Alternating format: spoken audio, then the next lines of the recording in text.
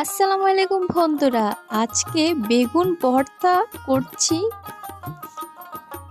দেখছেন বন্ধুরা, ভর্তাটা খুব লোভনীয় লাগছে। আজকে বেগুন ভর্তা দিয়ে গরম ভাত দিয়ে খাওয়া হবে। আপনাদের কাছে কার কার বেগুন ভর্তা ভালো লাগে কমেন্টে জানাবেন বন্ধুরা। মাখায় নিচ্ছি ভালোভাবে, হাতটা আমার পুরো লাল হয়ে গেছে, ঝালও দিছি, অনেকটাই ঝাল দিছি। ভালোভাবে মাখানো হয়ে গেছে। এখন এই প্লেটে গরম গরম ভাত নিয়ে নেব। ভাত দিয়ে মাখায়া খেতে, গরম গরম ভাত দিয়ে মাখায়া খেতে উফ, যে একটা স্বাদ তা আপনাদের বলার মতো না।